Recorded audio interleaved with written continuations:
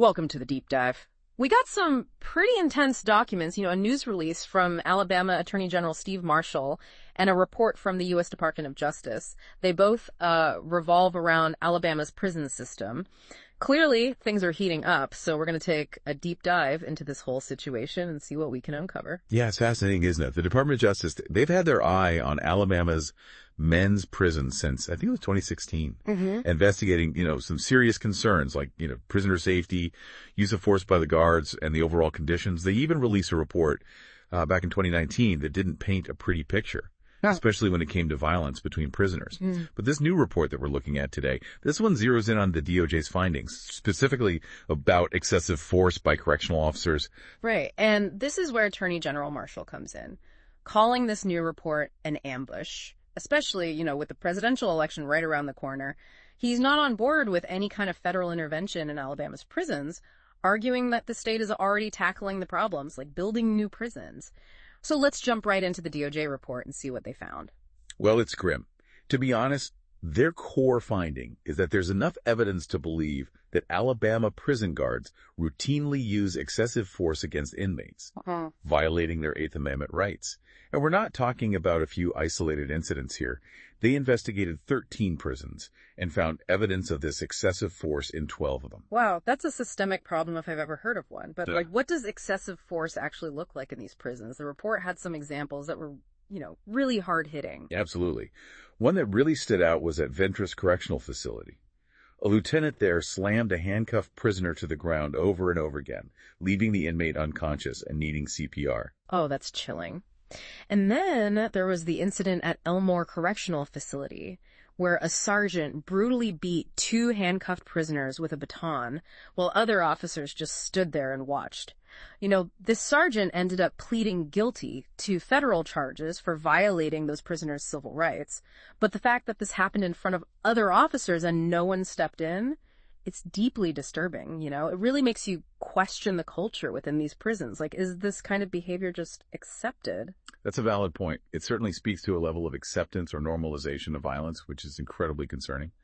And the DOJ report provides even more examples. There's this horrifying account from Ventress where an officer is beating a handcuffed prisoner while yelling, "I am the Reaper of Death." Yeah. I mean, the level of brutality and dehumanization is just shocking. It makes you wonder if these officers see the prisoners as less than human. And it's not just physical violence either. There was another example from Staten Correctional Facility where a prisoner was punched in the face just for sticking his tongue out at an officer. I mean, that seems like a completely disproportionate response. Absolutely. And that's why the DOJ is raising these serious concerns about the training and oversight of these correctional officers. If sticking out your tongue can lead to physical assault, then there's a clear problem with how guards are being taught to handle, even minor situations. Right, and it goes back to that question of a culture of impunity, like you were saying. If officers believe they can get away with this kind of behavior, it's going to continue. So what does the DOJ see as the root causes of this, widespread excessive force problem? Well, they point to a few key factors, and they're all, intertwined. First, you have the severe overcrowding in Alabama prisons. They're packed way beyond capacity, which the DOJ says just creates this volatile environment where violence is more likely to occur. And it's actually gotten worse since that 2019 report. As of January 2020, there were 6,000 more prisoners crammed into Alabama's 13 prisons than they were designed to hold. Wow, that's like trying to fit 10 pounds of flour into a 5-pound bag. Something's got to give. Exactly. And then when you add in the critical shortage of correctional officers, it just becomes a pressure cooker. These officers are forced to work these long hours in dangerous and overcrowded conditions, leading to fatigue, burnout, and an increased likelihood of using force in these stressful situations. It makes you wonder how anyone could effectively do their job under those circumstances. It sounds like a recipe for disaster. And that's exactly what the DOJ is arguing. As of 2020, Alabama still needed to hire around 2,000 more correctional officers. Think about it. If you're constantly on edge, working in an environment where you feel unsafe and outnumbered, your judgment and your ability to de-escalate situations are going to be severely compromised. You're practically guaranteed to make bad decisions. It sounds like they're setting these officers up to fail. That's one way to look at it. Yeah. And then there's the lack of accountability for the officers who do use excessive force. The DOJ found that these incidents are often not investigated properly, or the punishments for the guards are too lenient. So basically, there's no real deterrent for this kind of behavior. So the message they're getting is, go ahead, you can get away with it. Essentially. And the report gives some specific examples that are just appalling. At Bullock Correctional Facility, a prisoner was brutally beaten by at least 3 officers. He was kicked, stomped on the head, the whole thing. And get this, he wasn't taken to the hospital for over a month. The DOJ suggests that this delay was likely to try and hide the extent of his injuries. That's just horrifying. It paints a very bleak picture of what's happening inside Alabama's prisons. It does. But we also have to consider Attorney General Marshall's response to these accusations. He acknowledges that Alabama's prison system has challenges, but insists that the state is working on them. He points to their efforts to build 3 new prisons as evidence of their commitment to, improving conditions. So he's not denying that there are problems, but he's pushing back against the DOJ's findings and their proposed solutions. This sounds like it's shaping up to be a legal showdown between the state and the federal government. It certainly does, and we need to understand why Attorney General Marshall is so resistant to federal intervention. He sees it as a violation of states' rights and claims that Alabama won't be bullied into federal oversight. He even called the timing of the DOJ report an ambush, suggesting there might be, political motivations behind its release right before the presidential election. It definitely adds another layer of complexity to this already tangled situation. So, what happens next? What are the possible outcomes of this standoff between Alabama and the Department of Justice? Well, the DOJ has given Alabama an ultimatum. They have 49 days to agree to a consent decree. A consent decree. Okay, for those of us who aren't, legal experts, what exactly does that mean? It's basically a legal agreement between the DOJ and the state. A roadmap for reform, if you will. It would lay out specific steps Alabama needs to take to address the problems in their prisons. So what kind of changes would the DOJ likely push for in this consent decree? Well, based on, similar cases, they probably demand a significant reduction in overcrowding. That could mean things like early release programs for nonviolent offenders, alternative sentencing options, or investing in programs to help people reenter society after they're released. The idea is to, keep people out of prison in the first place if possible. So basically tackling the problem from both ends. Reducing the number of people going into prison and making sure those who do get out don't end up right back in. Exactly. And of course, they'd likely demand more staff. Hiring more correctional officers and improving their working conditions to reduce burnout and turnover. That would hopefully lead to better decision-making and, less reliance on force. It's like we were saying earlier, if you have more officers who are better trained and less stressed, you're creating a safer environment for everyone. It's about changing the whole dynamic, right? Yeah. Not just putting a Band-Aid on the problem. That's the idea. They'd also want to see a major overhaul in the training that correctional officers receive. This would include de-escalation techniques, conflict resolution, and how to recognize and respond to mental health issues among inmates. So equipping them with the tools and skills they need to handle difficult situations without resorting to violence. Right.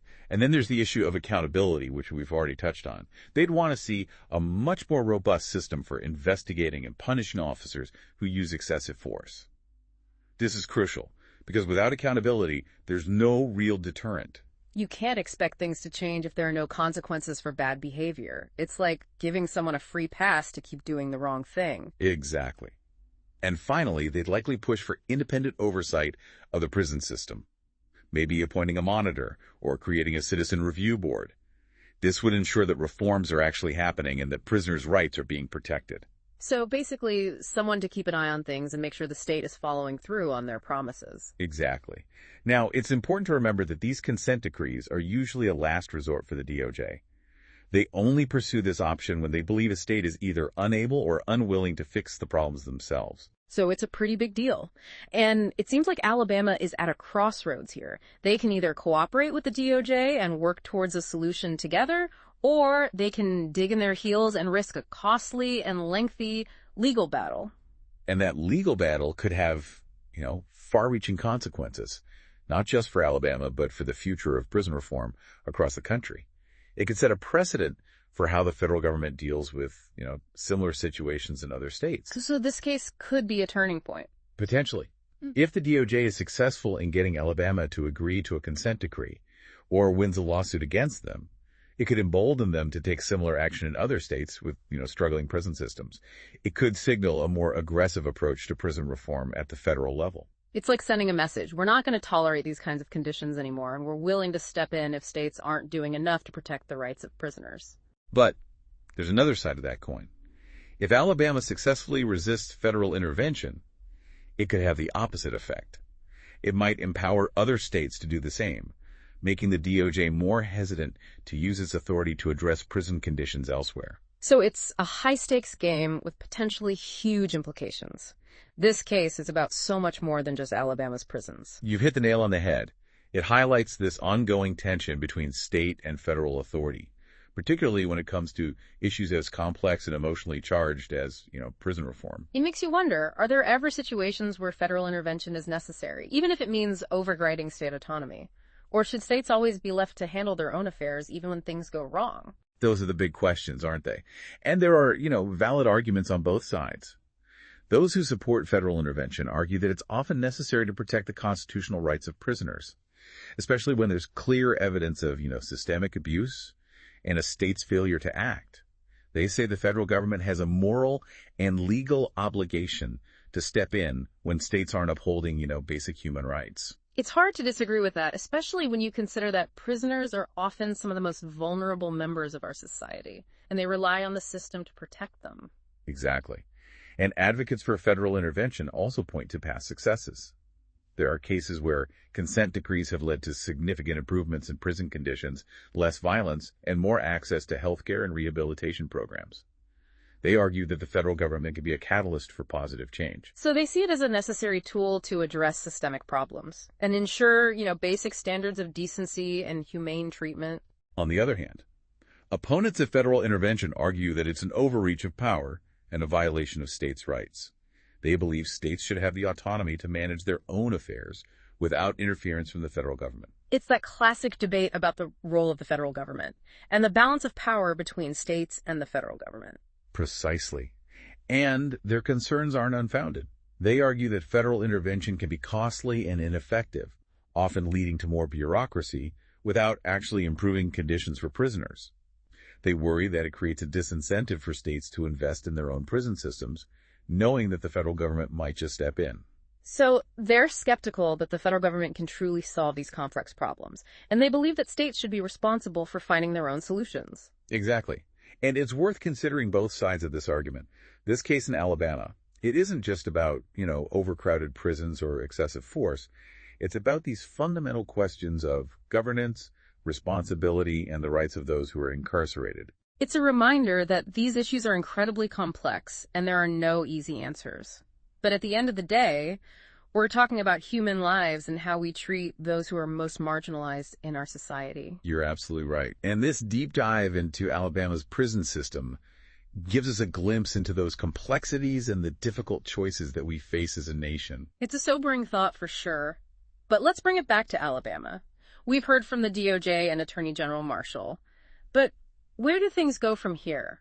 What are the most likely scenarios in this standoff? Well, in a perfect world, Alabama would work with the DOJ. And they'd hammer out a consent decree that everyone could live with, one that addresses the overcrowding, the understaffing, the lack of accountability, all those, critical issues. So a collaborative approach where both sides come to the table and work together towards, meaningful reform. Exactly. But let's be realistic. Given how strongly Attorney General Marshall has spoken out against federal intervention, that kind of cooperation seems, pretty unlikely. So what's more likely to happen? Sadly, I think we're headed for a legal battle. Alabama keeps resisting that consent decree, and the DOJ files a lawsuit. And this could drag on for years, costing both the state and the federal government, a ton of time and money. And in the end, it would be up to a federal court to decide whether the DOJ has enough evidence to prove that Alabama is violating the constitutional rights of its prisoners. And if the court sides with the DOJ, what then? Then Alabama would be forced to implement the reforms outlined in a court-ordered consent decree. No more wiggle room, they'd have to comply, or they'd face even more legal trouble. So Alabama's playing a risky game here. They're betting that they can convince the court that they can handle these problems on their own without the federal government stepping in. It's a gamble for sure. But here's the thing. Even if Alabama manages to avoid a consent decree, they're still under a mountain of pressure to make real changes. That DOJ report has exposed the horrific conditions in their prisons to the whole world. And people are watching. They can't just sweep this under the rug anymore. The spotlight is on them. They've got to show that they're serious about reform, whether they have a court order or not. Absolutely. The eyes of the nation are on Alabama, and they're going to be held accountable one way or another. But in all of this, it's easy to forget about the people caught in the middle. The inmates themselves. What does this all mean for them? What can they expect in the coming months and years? Well, it's heartbreaking to say, but things aren't going to get better overnight. Even if Alabama commits to reform, it takes time to turn a system, this broken around. Those prisoners are likely going to face those dangerous and inhumane conditions for a while longer. That's a tough reality to swallow. But are there any reasons for optimism? Well, the fact that the DOJ is involved, that they've issued this report and are threatening legal action, it does offer a glimmer of hope. It means these issues are finally being taken seriously, It means there's a chance for real change. So the pressure from the DOJ, the courts, and the public, maybe that's what it will take to finally force Alabama to confront these failures and create a more just and humane system. That's what we're hoping for. But this whole situation, it reminds us that the fight for prison reform is far from over.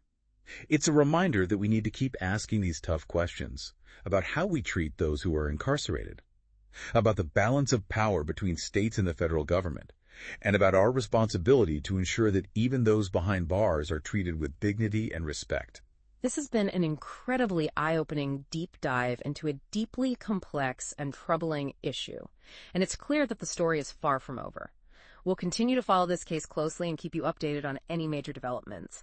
And for you listening, we want to hear your thoughts. What do you think is the best path forward for Alabama's prisons? What role should the federal government play? Leave us a comment on our website or on social media. Let's keep this conversation going. Thanks for joining us on this deep dive. We'll see you next time.